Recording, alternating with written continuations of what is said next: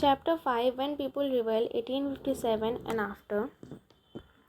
तो इसमें यहाँ पे दिया हुआ है, तो जो यहाँ पे सिपाहीज़ हैं, अपने पिक्चर में दे सकते हैं कि यहाँ पे सिपाहीज़ लड़ रहे हैं।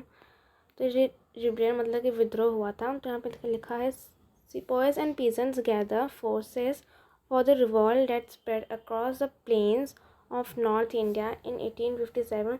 सिपाहीज जो ब्रिटिश लोग थे वो सिपाहीज बोलते थे। तो जो सिपाही और जो पीजेंट्स होते हैं उन्होंने गैदर फोर्सेस करी हैं, तो एक साथ जुट होकर मतलब फोर्सेस बनाई अपनी, और वो स्प्रेड होकर अलग अलग जगह पर विद्रोह करने के लिए। रिसाइट में देते हैं कि 1857 का विद्रोह क्या हुआ था। तो यहाँ पर मैं पहले इंट्रोडक्शन दे दी हूँ शॉर्ट में। पॉलिसीज एंड द पीपल, जो पॉलिसीज़ मतलब कि नीतियाँ, जो नीतियाँ करते थे ब्रिटिश लोगों की, कैसे रेवेन्यू ले लें सबसे। नवाब्स लूज़ दिया पावर, जो नवाब्स होते थे वहाँ के नवाब जो राजा, उन्होंने अपनी पावर लूज़ कर दी क्योंकि वहाँ पर तो ब्रिटिश इंडिया कंपनी आ गई थी। तो यहाँ पे दिया हुआ, यहाँ पे लिखा है द पीजेंट्स एंड द सिपाहीज। जो पीजेंट मतलब कि वही द पीजेंट और सिपाहीज थे, हम कैसे उनको मतलब कि उनसे कैसे किस तरीके से रेवेन्यू कलेक्ट करते थे ज़्यादा ज़्यादा। फिर रिस्पॉन्सेस टू रिफॉर्म्स, और ब्रिटिश लोगों ने रिस्पॉन्सेस टू रिफॉर्म्स भी कराया था। मतलब कि जैसे सती सिस्टम होता था तो फिर उनकी रीमैरिज भी कराते थे, और इंग्लिश लैंग्वेज और जो एजुकेशन था उसके बारे में भी ज़्यादा वो करा था। Through the eyes of the people, फिर लोग कैसे किस नज़रिए से देखते थे। तो यहाँ पे दिया हुआ है mutiny becomes a popular rebellion. Mutiny क्या होता है, जो when soldiers as a group disobey the officers in the army. जो सोल्जर्स होते हैं ग्रुप में, वो डिसओबे करते हैं अपने ऑफिसर्स को आर्मी में, जो उनके ऑफिसर्स होते हैं उनको डिसओबे करते हैं। तो ये पॉपुलर रेबेलियन हुआ था, वो विद्रोह हुआ था। तो इस विद्रोह में यहाँ पे हम लोग देखेंगे कि कैसे विद्रोह हुआ था। यहाँ पे पिक्चर दी हुई है। फ्रॉम मीरठ टू दिल्ली, जो मीरठ से दिल्ली तक उन्होंने मार्च करा था और विद्रोह हुआ था। कि जो कार्ट्रिजेस होते हैं वो एक तरह का वो होता है, जो मतलब कि गन में लोड करते हैं। गन में लोड करने से पहले तो वह ऐसे इस तरह का कुछ होता है। उसको गन में लोड करने से पहले जैसे यहाँ से मुंह से मतलब कि मुँह से निकालना होता है। तो फिर उसमें अफवाह फैल गई थी कि जो कार्ट्रिज है उसमें काऊ और पिग का उसमें फैट मिला हुआ है। काऊ तो फिर हिंदू काऊ तो वो करते नहीं थे, उनके लिए बहुत वर्शिप मानी जाती थी काऊ की, वो वर्शिप करते थे। और जो पिग था वो मुस्लिम्स लोग करते थे उसकी वर्शिप। तो फिर उनके सेंटिमेंट्स को हर्ट करा गया। तो फिर ये इसमें बहुत बड़ा रिबेलियन हुआ था। तो इस रिबेलियन में कौन कौन शामिल हुआ था? बहादुर शाह जफर शामिल हुए थे, रानी लक्ष्मीबाई, तात्या टोपे और बहुत से वीर लोग शामिल हुए थे। द रिबेलियन स्प्रेड, फिर जो रिबेलियन स्प्रेड हुआ था, कैसे कैसे स्प्रेड हुआ रिबेलियन, और फिर यहाँ पे कौन कौन शामिल हुआ उस रिबेलियन पे। जो ब्रिटिशर्स, जो कंपनी फाइट्स बैक, फिर जो कंपनी थी उन्होंने अपना फिर जवाब दिया, कैसे ऐसे लड़ाई हुई, उन्होंने फिर सबको दबा दिया। क्योंकि जो रिबेलियन हुआ था 1857 में, वो एक ही टाइम पे नहीं हुआ था। मतलब कि वो आज यहाँ कानपुर में हुआ है, फिर 2 दिन बाद मेरठ में, फिर 2-3 दिन बाद लखनऊ में, ऐसे ऐसे हुआ था। अगर एक साथ होता एक ही जगह में एक ही साथ होता तो हम लोग 1857 में आज़ादी मिल जाती थी। लेकिन आप अलग अलग जगह पे वो थोड़ी टाइम में तो ब्रिटिश लोगों ने उनको दबा दिया था। फिर यहाँ पे आफ्टर मैथ, फिर जब उन्होंने दबा दिया, फिर उसके बाद ब्रिटिशर्स ने क्या नए रूल बनाए थे और सब ये देखिए यहाँ पे हुआ है। जो यहाँ पे रेड है, ये दिल्ली में हुआ है, झांसी में हुआ था, फिर कानपुर में, फिर लखनऊ में, फिर मेरठ, बरेली, गाज़ियाबाद, इन सब जगह में हुआ था, मेन जगह में हुआ था। फिर यहाँ पे हमारा चैप्टर फिनिश हो जाएगा। चलिए अब स्टार्ट करते हैं हम अपना चैप्टर। 1857 और उसके आफ्टर में क्या हुआ।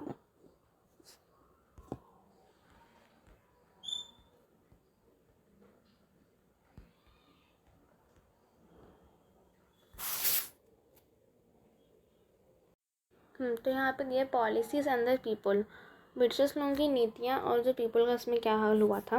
तो प्रीवियस चैप्टर्स में हमने देखा था कि जो पॉलिसी जो ईस्ट इंडिया कंपनी है वो कैसे किस तरह से अफेक्ट कर रही है किंग्स को कर रही है, पेजेंट्स को, लैंडलॉर्ड्स, ट्राइबल्स और सोल्जर्स को भी अफेक्ट कर रही है डिफरेंट वेज में। तो उसमें किंग्स को कैसे अफेक्ट कर रही थी हमने देखा था कि उन्होंने सब्सिडरी अलायंस वो कर दिया था, सब्सिडियरी अलायंस उन्होंने कहा था, डॉक्ट्रिन ऑफ लैम्प्स उन्होंने इंट्रोड्यूस करा था। सब्सिडियरी अलायंस में क्या होता है कि जो किंग होता है वो अपने खुद की आर्मी नहीं रख सकता है, किंग अपनी खुद की आर्मी नहीं रख सकता है, तो जो ब्रिटिशर्स लोग होंगे वो उसको आर्मी प्रोवाइड करवाएंगे और उसमें जो भी वेपन्स यूज़ करने वो अपना खुद का करेंगे। बस उनको क्या करना, तुम्हें पैसे देने हैं। अगर तुमने उस टाइम पे पैसे नहीं दिए तो वो तुम्हारा आधा राज्य तुम्हारा वो ले लेंगे, आधा राज्य वो उनका हो जाएगा एज अ पेनल्टी ग्रुप में। और पीजेंट्स लोग कैसे करते थे, पीजेंट्स लोग अलग अलग तरह के टैक्स उनसे टैक्स लेते थे, रेवेन्यू लेते थे, अलग अलग तरह से इतना ज़्यादा लेते थे कि वो कर्जा ले लेते थे। फिर कर्जा लेने के बाद कर्जा लेते थे, फिर वो उसको चुका नहीं पाते थे, फिर वो लैंड छोड़ कर चले आते थे। और जो लैंडलॉर्ड्स होते थे जो उनसे बोलते थे लैंडलॉर्ड्स लोगों से ऐसे कि ये ब्रिटिशर है, तो वो ब्रिटिशर बोलता था लैंडलॉर्ड से, ब्रिटिशर बोलता था लैंडलॉर्ड से कि तुम्हें पैसे कलेक्ट करने हैं पीजेंट से। तो जो लैंडलॉर्ड ब्रिटिशर बोलते थे लैंडलॉर्ड से कि तुम्हें पैसे कलेक्ट करने हैं पीजेंट से और तुम्हें 80% हमको देना है, 80% ब्रिटिशर्स को देना है और 20% होगा लैंडलॉर्ड्स का। तो फिर क्या होता था, लैंडलॉर्ड्स जाते थे पीजेंट्स के घर में, उनसे पैसे मांगते थे। तो पीजेंट्स लोग होते थे, ये पीजेंट है, तो पीजेंट लोग होते थे वो उनको पैसे नहीं देते थे, मतलब ज़्यादा पैसे नहीं देते थे, तो थोड़े थोड़े देते थे। अगर सपोज ये बहुत सारे पीजेंट्स ये बहुत सारे पीजेंट्स हैं, अगर पीजेंट्स ने उनको सिर्फ 50% दिए हैं, लैंडलॉर्ड को सिर्फ 50% दिए हैं और लैंडलॉर्ड को 80% देने, तब उसको तो अब थोड़े पैसे अपने लगा कर उसको 30% अपना खुद का देना होगा। और ब्रिटिश ने ये बोल दिया था कि 80% देना ही देना है, जो कि था हमारा परमानेंट सेटलमेंट था। इसमें बोला था कि हम लोग 80% देना ही देना है। फिर उन्होंने दूसरा करा, परमानेंट सेटलमेंट हो गया था, फिर उन्होंने दूसरा सेटलमेंट करवाया, महलवाड़ी सेटलमेंट। इसमें क्या होता था, महल मतलब कि महल वो उनको बोलते थे, जो उनके लोगों के जो घर होते थे उनको वो महल बोलते थे। तो क्या होता था, वहाँ पे जाते थे, वहाँ पे लैंडलॉर्ड्स नहीं जाते थे, वहाँ पे उनके अलग से लोग होते थे, उनको वो भेजते थे। तो फिर उनको भेजते थे तो फिर उनसे बोलते थे कि जैसे कि सपोज़ ये पीजेंट का ये घर है, तो वो बोलते थे कि तुम्हें जो पीजेंट्स हैं उनका मतलब कि घर के पूरी मतलब कि लेंथ लेनी है, सब कुछ नाप वाप करना है, फिर उनका पैसा वो करते थे। फिर ऐसे सबके घर घर में जाते थे, सबका नाप लेते थे घरों का, उसके हिसाब से वो लोग पैसे लेके फिर रेवेन्यू कलेक्ट करते थे। इन्होंने उन्होंने ये इंट्रोड्यूस करा। फिर उसके बाद उन्होंने रियतवारी सिस्टम करवाया। रियतवारी सिस्टम, रियत मतलब होता है किसान मतलब पीजेंट। तो फिर रियतवारी सिस्टम कराया, तो फिर उन्होंने खुद बोला अब क्या होगा कि जो किसान होंगे, जो पीजेंट्स होंगे, वो अपने घर का खुद मतलब घर का खुद लेके जो रेवेन्यू होगा वो खुद लेके करेंगे और तुम लोग को जाकर देना है ब्रिटिशर्स को। वो और जो किसान होंगे वो खुद देंगे ब्रिटिशर्स को लाकर, रेवेन्यू खुद देंगे लाकर। तो फिर इसमें इन्होंने करा। और ट्राइबल्स को उन्होंने कैसे करा, ऐसे ट्राइबल्स होते थे वो अपना तो जो ट्राइबल्स होते थे वो ट्राइबल्स को भी हार्म करते थे, जैसे कि ट्राइबल्स अपना झूम कल्टीवेशन करते थे। तो फिर झूम कल्टीवेशन में क्या होता है, झूम कल्टीवेशन है फिर शिफ्टिंग कल्टीवेशन। जैसे कि यहाँ पे ये झूम कल्टीवेशन है और ये शिफ्टिंग कल्टीवेशन है, शिफ्टिंग कल्टीवेशन वाला। तो फिर झूम शिफ्टिंग मतलब सेम ही है। तो फिर इसमें क्या होता था, झूम और शिफ्टिंग कल्टीवेशन में जो ट्राइबल्स होते थे वो ऐसे कि एक लैंड है यहाँ पे, तो फिर लैंड के हम थे कि पेड़ पौधे लगे हुए हैं, तो पेड़ पौधों को वो लोग काट देते थे। फिर जो पेड़ पौधों को काटने के बाद फिर जला देते थे। फिर जलाने के बाद उसी सॉइल में वो जलाने के बाद उसी सॉइल में जो बचता था राख वहाँ, उसी को मिक्स कर देते थे। ऐसे मतलब कि उसको हाथों से या फिर ऐसे ही मिक्स कर देते थे। फिर उनको जो भी उगाना है, जैसे पोटैटोज़ हो गए और जो भी अलग अलग तरह के जो भी वो प्लांट्स व्लांट्स या फिर फ्रूट्स वो जो भी उगाने वो उगा लेते थे। उगाने के बाद फिर उनको सब कुछ मिल जाता था, तो फिर दूसरी तरफ वो लोग जाते थे, फिर ये करते थे। क्योंकि फिर वो जो ये वाला लैंड था वो एबंडन हो जाता था, वो मतलब ऐसे बंजर ज़मीन हो जाती थी, उसमें कुछ सालों तक से 10-5 साल तक ऐसी खाली उजड़ी हुई ज़मीन रहती थी। फिर वो लोग दूसरे इसमें जाते थे, फिर वो एक पेड़ काटते थे, पेड़ काटने के बाद उसके सॉइल को मिक्स कर देते थे राख को, फिर राख को फिर दूसरे रेस्टोरेंट जाते थे, तो वैसे ही करते थे। तो लेकिन उन्होंने बोल दिया ब्रिटिशर्स लोगों ने कि नहीं, आप लोगों को फॉरेस्ट में नहीं जाना, फॉरेस्ट में, और उनको फॉरेस्ट में जाना। और जो सोल्जर्स होते थे वहाँ के, तो सोल्जर्स को बोलते थे कि सोल्जर्स को पैसे अच्छे से नहीं देते थे, उनके साथ अच्छे से ट्रीट नहीं करते। जैसे कि इंडिया के अगर 80% सोल्जर्स हैं काम कर रहे हैं, तो 20% बाहर के होते थे सोल्जर्स। तो फिर जो 80% इंडिया के थे उनको अच्छे से ट्रीट नहीं करते थे, मतलब खाना भी ऐसे ही वैसा भी कैसे भी खाना देते थे। लेकिन जो बाहर के होते थे, जो फॉरेनर उनकी कंपनी के होते थे, उनको वो अच्छे से ट्रीट करते थे, उनको खाने के सब कुछ जैसे अच्छा देते थे। और जो भी पैसे के मतलब कि सोल्जर्स होते थे इंडिया के, उनको ज़्यादा अच्छे से पैसे नहीं देते थे, जैसे वो अपनी दाल रोटी चावल अच्छे से खा पाएँ। ये इन सब लोगों को ऐसे तरीके से इफेक्ट हुआ। फिर हमने we have also seen how people release policies and action. फिर हमने ये भी देखा कि जी कैसे कैसे जो पॉलिसी वगैरह उन्होंने एक्शंस करे, जो कि पॉलिसी मतलब नीतियाँ करनी, कैसे उनसे पैसे ले लें और उनके सेंटिमेंट्स को हार्म करा।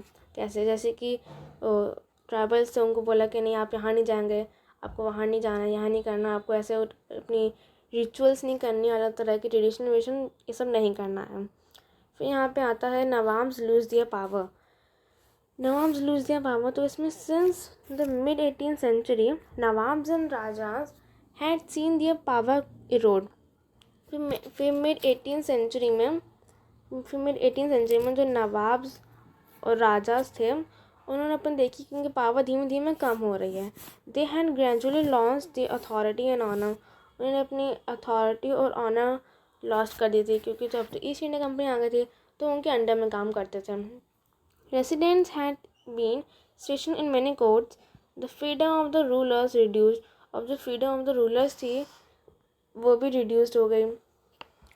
कुल मिलाकर ये था कि जो ब्रिटिशर्स कंपनी है, ईस्ट इंडिया कंपनी है, उनका ही पूरा राज था पूरी इंडिया में। वो 1600 में आई थी, और किस लिए आई थी हम लोग पढ़ा था अर्ली चैप्टर्स में कि वो 1600 में आई थी। वो भी स्पाइसेस मतलब कि ट्रेडिंग कंपनी के रूप में वो आई थी।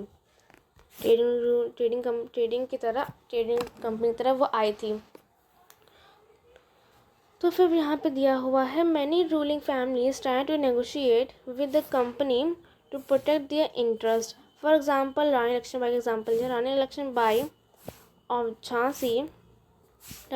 Jhansi wanted the company to recognize her adopted son as the heir to the kingdom after her death of her husband. फिर यहाँ पे दिया हुआ है कि जो कुछ रूलिंग फैमिली उन्होंने बोला अच्छा ठीक है, हम आप जो बोलोगे हम वो करेंगे, पर थोड़ा सा नेगोशिएट हम लोग करते हैं, अपना मतलब कि नहीं भेदभाव वो कर लेते हैं। तो फिर रानी लक्ष्मीबाई ने बोला ठीक है, हम आप जो बोल रहे हो हम वो करेंगे। लेकिन रानी लक्ष्मीबाई की एक शर्त थी कि उनका जो सन है उनका, तो अडॉप्टेड सन था उनका, तो वो चाह रही थी कि जो उनका हस्बैंड की डेथ के बाद उनके अडॉप्टेड सन को वो बना दिया जाए, राजा बना दिया जाए। और जो एक और एग्जांपल दिया हुआ है, जो नाना साहेब थे वो भी अडॉप्टेड सन थे बाजीराव पेशवा सेकंड के, जो कि pleaded that he be given his father's pension when the latter died. तो नाना साहेब चाहते थे कि जो बाजीराव पेशवा उनको जो फादर हैं उनकी डेथ के बाद नाना साहेब को उनकी पेंशन मिले। पेंशन मतलब कि जो राजा थे, ऐसे इनको बना दिया ब्रिटिश ने राजा, ये राजा बना दिया, और ये ब्रिटिश है, ठीक है, ये ब्रिटिश और ये राजा। तो ब्रिटिश राजा से बोलता था कि तुम बस राजा हो, तुम बस राजा हो और काम पूरा ब्रिटिश करेगी। तो उसको ब्रिटिश पेंशन देती थी कि लो तुम अपने पैसे ले लो, बस उनको बस पैसे देती थी, लेकिन काम पूरा ब्रिटिश वही east India company, British India company वही ब्रिटिशर्स से करते थे। तो उनको सिर्फ जो राजा थे, नवाब थे, उनको सिर्फ पैसे मिलते थे, और उनके डेथ के बाद किसी को पैसे नहीं मिलेंगे, चाहे उसका बेटा हो चाहे कोई हो। फिर यहाँ पे लिखा है how were the company confident of its superiority military powers turn down the please. तो जो कंपनी को अब लगने लगा, वो कॉन्फिडेंट हो गए कि हम लोग तो इतने बड़े से पूरा राज कर रहे हैं पूरे उसमें, पूरे इंडिया में मिलिट्री पावर्स आने इतने होंगे तो हम लोग कुछ भी अब कर सकते हैं। फिर यहाँ पे दिया हुआ है अवध, यहाँ पे दिया हुआ है कि जो अवध है, Awadh was one of the last territories to be annexed in 1801. A subsidiary alliance was imposed on Awadh. तो ये इम्पॉर्टेंट है कि जो कौन सी लास्ट टेरिटरी थी जो एनेक्स्ड हुई थी, जो कि अवध थी, जो कि अवध लास्ट टेरिटरी थी जो कि एनेक्स्ड हुई थी, और कब हुई थी? 1801 में हुई थी। और कैसे हुई थी? सब्सिडियरी अलायंस के थ्रू हुई थी। तो फिर यहाँ पे सब्सिडियरी अलायंस मैंने आपको पहले ही बताया है। सब्सिडियरी अलायंस वो होता है ऐसे कि राजा है तो राजा की खुद की आर्मी वो नहीं बना सकता, तो जो ब्रिटिशर्स होंगे वो उनको आर्मी मतलब कि देंगे, उनका आर्मी देंगे, उन आर्मी का मेंटेनेंस करेंगे, लेकिन राजा को उसके बदले उसको पैसे देने होंगे। अगर वो पैसे नहीं दे पाया तो उसकी आधी कंट्री मतलब कि आधा राज्य, से ये पूरा राज्य है तो उसका आधा राज्य ब्रिटिशर्स का हो जाएगा। तो अवध लास्ट टेरिटरी थी जो कि एनेक्स्ड हुई थी सब्सिडियरी अलायंस के थ्रू। फिर यहाँ पे लिखा हुआ है and in 1856 it was taken over. 1856 में ले लिया गया था। Governor general Dalhousie, governor general की डलहौजी जिन्होंने डिक्लेयर करा था, डॉक्ट्रिन ऑफ लैप्स उन्होंने डिक्लेयर करा था, डॉक्ट्रिन ऑफ लैप्स उन्होंने डिक्लेयर करा था वो गवर्नर जनरल डलहौजी।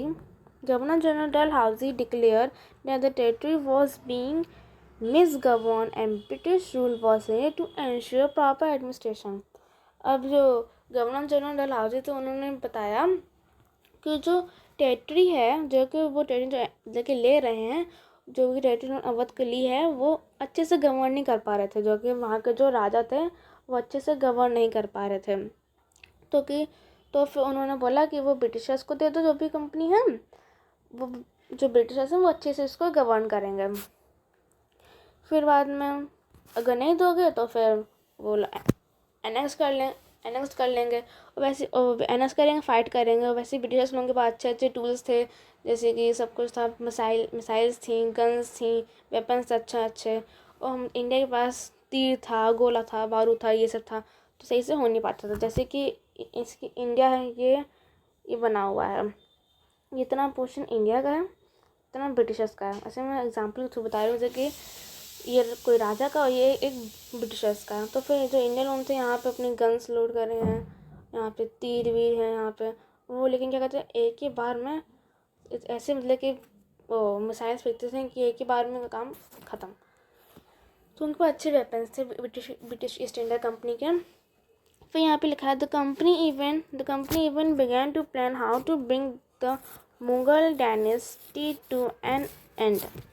फिर कंपनी ने प्लान करा कि जो मुग़ल डायनेस्टी है अब उसको कैसे ख़त्म करें, क्योंकि मुग़ल डायनेस्टी बहुत बड़ी डायनेस्टी थी। फिर उन्होंने क्या करा, अब उन्होंने शुरू करा the name of the Mughal king was remove from the coins minted by the company.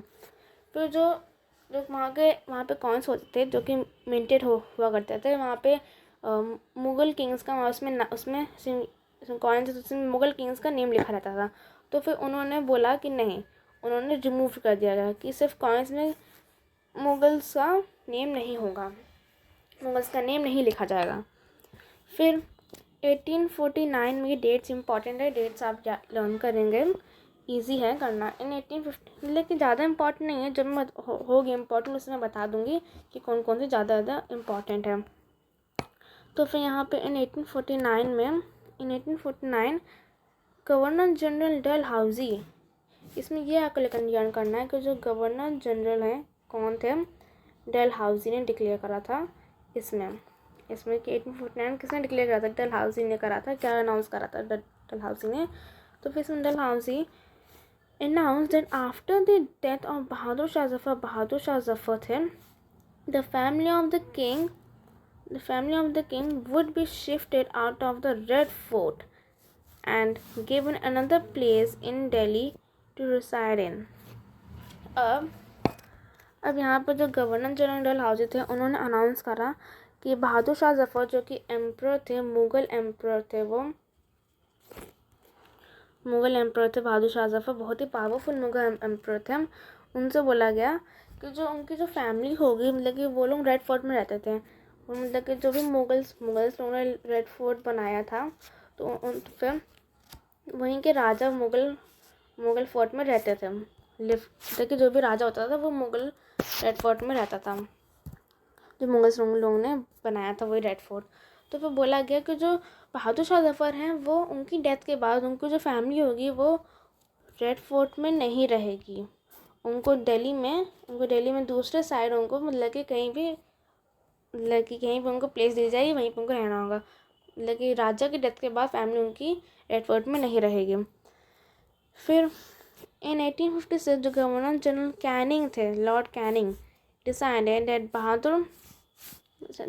Bahadur Shah Zafar would be the last Mughal king, and after his death, no one his descendants would be recognized as kings. They would just be called princes. ये important है, समझिए। तो फिर यहाँ पे दिया है कि जो 1856 में जो गवर्नर जनरल कैनिंग थे उन्होंने डिसाइड करा कि जो बहादुर शाह जफ़र होंगे वो लास्ट मुग़ल किंग होंगे, और इनकी डेथ के बाद कोई भी किंग के रूप में नहीं देखा जाएगा। कोई मतलब कि किंग ऐसे किंग करता है, सबके रूल्स करता है, तुम्हें ये करना तो वो कोई नहीं करेगा। सिर्फ बहादुर शाह जफ़र उनकी डेथ के बाद कोई किंग नहीं होगा सिर्फ, और जो उनके मतलब कि बच्चे जो भी होंगे उनको सिर्फ प्रिंस के रूप में देखा जाएगा। तो वो सिर्फ मतलब उनको जो बच्चे हैं तो उनको सिर्फ प्रिंस के रूप में देखा जाएगा, वो करेंगे तो सिर्फ वो ब्रिटिशर्स ही करेंगे। तो फिर अब यहाँ पर ये टॉपिक हो गया, ये वाला टॉपिक, नवाब्स लूज़ दियर पावर, कैसे नवाब ने अपनी पावर लूज़ करी। फिर यहाँ पे है द पीजेंट्स एंड द सिपॉयज़। जो ये पीजेंट मतलब कि वही जो काम करते थे, वही किसान ही समझ लीजिए पीजेंट। और सिपॉयज़ जो थे, जो ब्रिटिशर्स होते वो सिपाही तो बोल नहीं पाते थे, वो तो अंग्रेज़ थे, तो फिर वो सिपॉयज़ बोलते थे, सिपाही के। तो फिर इसमें इन the country side peasants and ज़मींदार, वो लैंडलॉर्ड्स, ज़मींदार resented the high taxes and the rigid methods of revenue collection. अभी मैंने आपको उसमें बताया कि जो पीजेंट्स थे और ज़मींदार, उनसे वो कैसे किस तरीके से ज़्यादा तरीके अलग अलग मेथड से लेते थे रेवेन्यू कलेक्शन लेते थे। Many failed to pay back their loans to the money lenders and gradually lost the lands they had tilled for generations. अब कुछ लोगों ने तो ऐसे कि ये पीजेंट है, सपोज कर लीजिए कि ये एक पीजेंट है, तो फिर अब ये ब्रिटिश है, तो फिर ब्रिटिश बोलता है ज़मींदार से कि तुम्हें टैक्स वही रेवेन्यू कलेक्ट करना है फार्मर से, वही पीजेंट से। ज़मींदार ये ब्रिटिश, तुम्हें कलेक्ट करना है, ठीक है, तुम्हें कलेक्ट करना है उनसे। फिर और 80% देना है, जो कि परमानेंट सेटलमेंट था, 80% तुम्हें देना है मुझे। अब जो पीजेंट जाए, अब पीजेंट उनके पास जाए और बोले फिर आप आ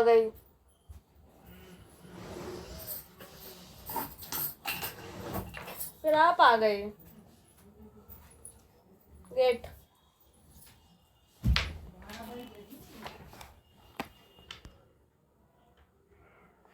फिर यहाँ पे दिया हुआ है द इंडियन सिपॉयज़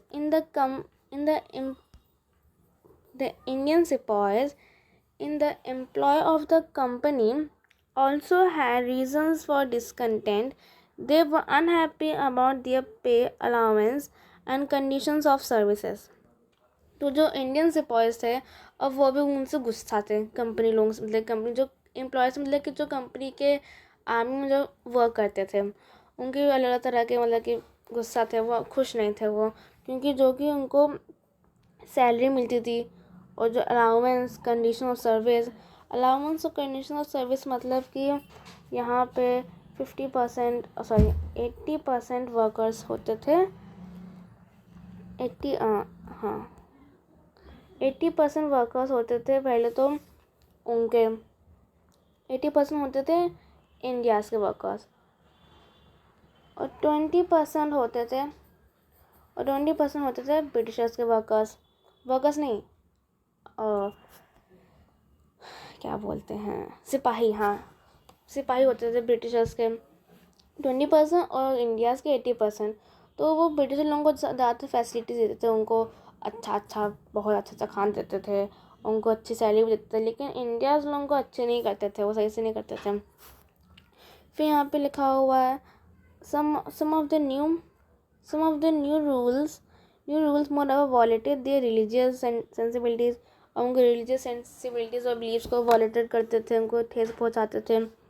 जैसे कि यहाँ पे दिया हुआ है, did you know that in those days many people in country believed, क्या बिलीव करते थे, if they cross the sea they would lose their religion and caste. तो फिर ये हिंदी में होता था कि इम्पॉर्टेंट है कि क्या होता था, तो ये इम्पॉर्टेंट है।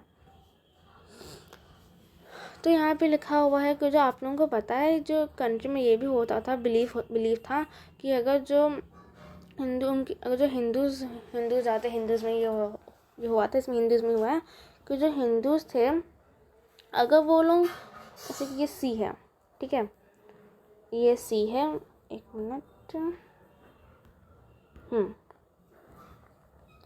तो जैसे कि ये सी है, ये यहाँ पे ये सी है और ये लैंड है, पूरा ये लैंड है और ये सी है। तो फिर अगर वो लोग, अगर इंडिया के जो हिंदू लोग अगर वो क्रॉस कर लें सी को, तो वो उनका मतलब कि धर्म नष्ट हो जाएगा, उनको सी क्रॉस नहीं करना, वो सी क्रॉस नहीं कर सकते, अगर करेंगे तो उनका रिलीजन या फिर धर्म, वो कास्ट वास्ट नष्ट हो जाएगा। तो फिर यहाँ पे अब क्या हुआ, अब ये लोग ऐसे मानते थे, तो फिर यहाँ पे क्या हुआ, सो when the 1824 the sepoys were told to go to Burma उनको जाना था by the sea route to fight for the company। अब कंपनी ने बोला कि 1824 में कंपनी ने बोला कि जो सिपाही को बोला तुम लोगों को जाना है बर्मा फाइट करने के लिए, सी रूट से जाना है। तो फिर जो वो थे उन्होंने बोल दिया, रिफ्यूज़ कर दिया, बोली नहीं, उन्होंने रिफ्यूज़ कर दिया, फॉलो द ऑर्डर, उनका ऑर्डर नहीं फॉलो करा। Though they agreed to go by the land, लेकिन उन्होंने बोला कि हम सी से ही जाएंगे, हम लोग लैंड वाले रूट से जाएंगे। दे वर सेवरली पनिश्ड। अब देखिए क्या हुआ, जैसे कि मान लीजिए कि ये सी रूट है, और ये ब्रिटिशर्स मतलब कि वही सिपाहीज हैं, वही सिपाहीज हैं ये। तो फिर उनको मतलब कि ये नदी है, उनको ये नदी पार करनी है, ठीक है। अब यहाँ पे फाइट होनी है, मतलब कि यहाँ पे वही राजा है, तो यहाँ पे फाइट करनी है, यहाँ पे इनकी किंगडम, तो यहाँ से जाएंगे, यहाँ से तो जल्दी पहुँच जाएंगे।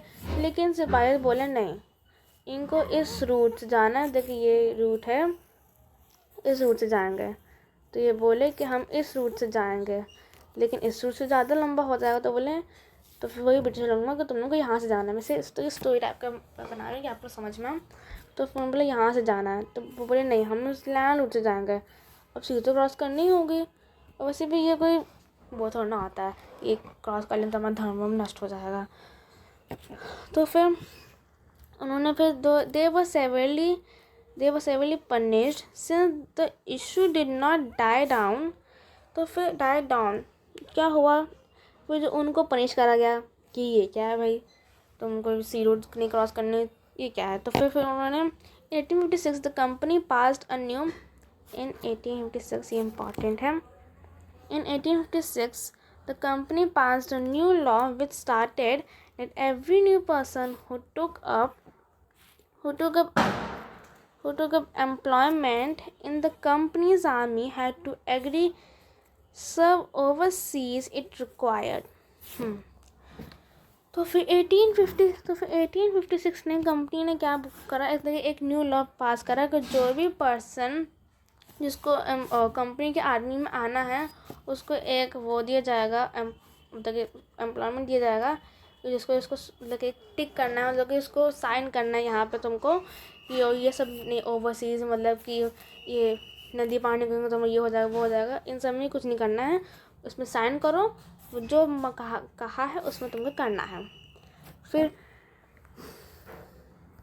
वीडियो में 30 मिनट्स का हो गया है। फिर sipahis also reacted to what was happening. और सिपाही ने बोला अरे ऐसा कैसा, हमें सेंटीमेंट्स को वो होगा। तो मतलब ज़रूरी नहीं कि ब्रिटिश के लोगों की पूरी गलती थी, थोड़ी सी इंडिया के लोगों की जो सिपाही उनकी भी थी, जो भी लोग थे कि बोलते थे कि सी क्रॉस नहीं करनी है, तो ये सब क्या है, ये सब नहीं। तो ब्रिटिश लोगों ने थोड़ा कुछ अच्छा काम करा। तो फिर sipahis also reacted to what was happening in the countryside. तो फिर सिपाहीज बोला अरे ऐसे तो ठीक ही नहीं, ये तो many of them were peasants and had families living in the villages, so the anger of the peasants quickly spread among the sepoys. अब जो उनके सिपाहीज के मतलब कि जो सिपाही के जो peasants फैमिली जो मेम्बर्स जो peasants थे, फैमिलीज थे, उनके साथ भी यही बर्ताव हो रहा था, प्रिवेन्यू दो, पैसे दो, पैसे दो, ये सब करते रहते थे।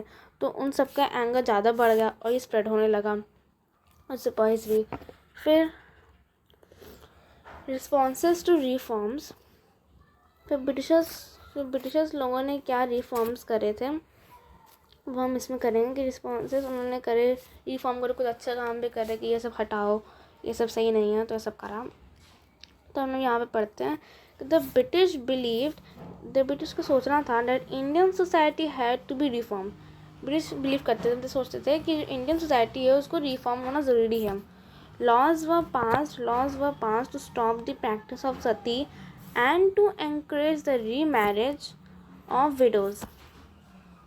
तो जो लॉज उन्होंने पास करे कि जो सती सिस्टम वो लोग करते थे, सती सिस्टम ये आपको ज़रूरी, सती सिस्टम आपको मालूम होना चाहिए। सती सिस्टम क्या होता है?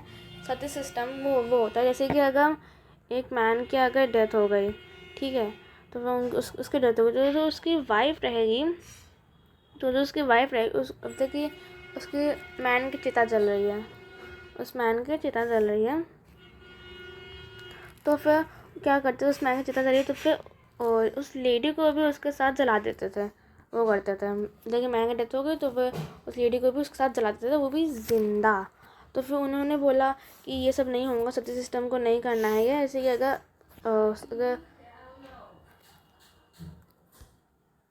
तो फिर उन्होंने बोला कि नहीं ऐसा नहीं होगा, मतलब कि अगर उनके हस्बैंड की डेथ हो गई है तो फिर उसको मतलब कि उसको दोबारा रीमैरिज कर सकते हैं।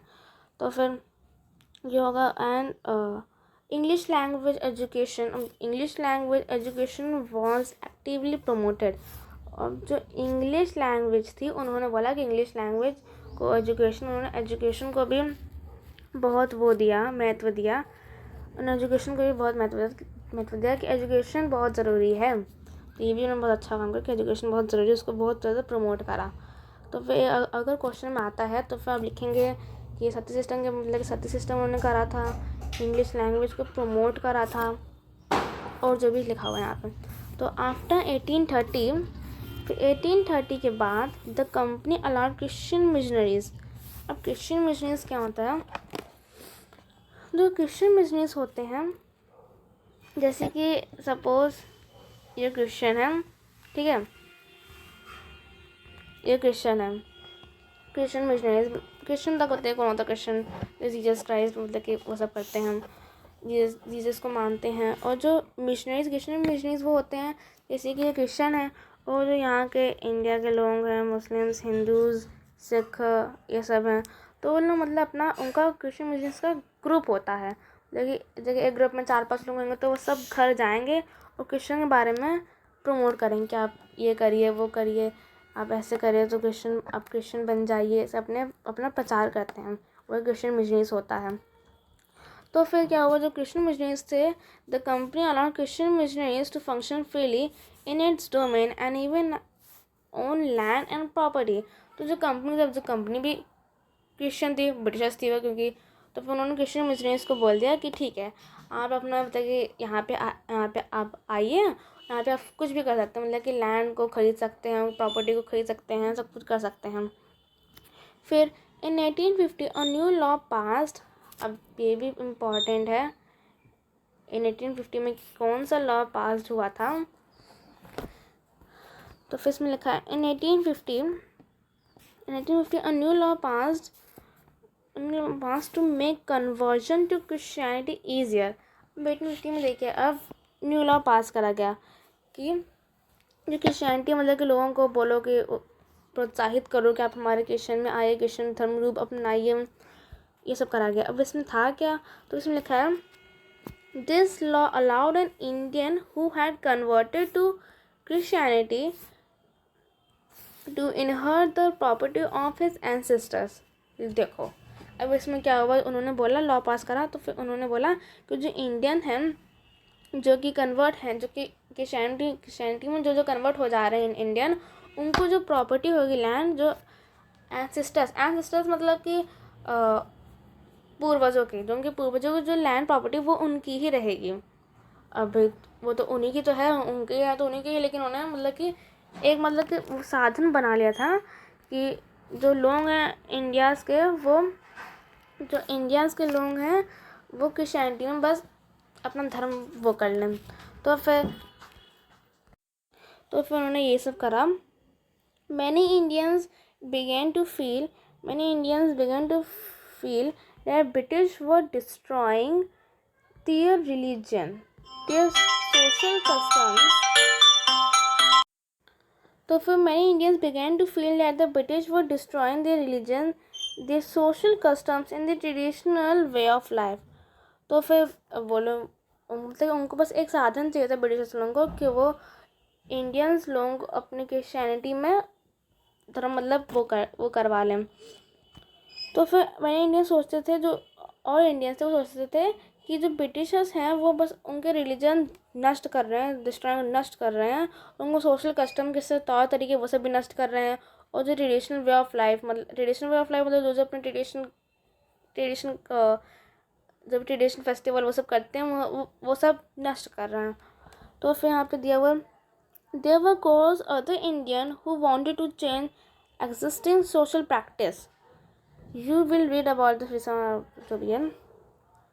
तो फिर यहाँ पे दिया हुआ इतना ही था यहाँ पे कि जो यहाँ पे आपने देखा कि जो ब्रिटिशर्स हैं वो मतलब उनको अब क्रिश्चियनिटी में अब लोगों को तब्दील कराना है, मतलब कि वही कन्वर्ट करवाना है क्रिश्चियनिटी में। तो फिर उन्होंने क्रिश्चियन मिशनरीज को बोला आप लोग जो भी करिए, आप लोग कुछ भी कर सकते हैं। तो क्रिश्चियन मिशनरीज गए तो घर क्या आप करिए, आपका जो लैंड होगा वो आप ही का ही रहेगा, और आपका सदियों पुराना जिसमें आप रह रहे हैं सब कुछ कर रहे हैं वो आपका ही रहेगा, हम आपसे नहीं लेंगे। तो उन्हीं का तो है, तो आप उनसे लेंगे।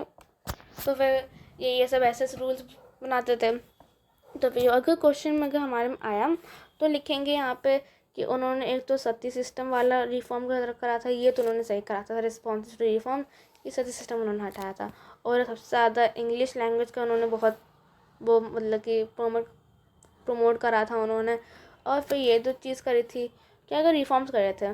और क्रिश्चियन मिशनरीज, उनसे बोला था क्रिश्चियन मिशनरीज को क्या सब कुछ मदद कर सकते हैं। और क्रिश्चियन 1850 में न्यू लॉ वो बनाया गया था, ये जो यहाँ से इम्पॉर्टेंट है, ये फर्स्ट पॉइंट हो जाएगा, ये सेकेंड पॉइंट हो जाएगा, ये थर्ड पॉइंट हो जाएगा। तो फिर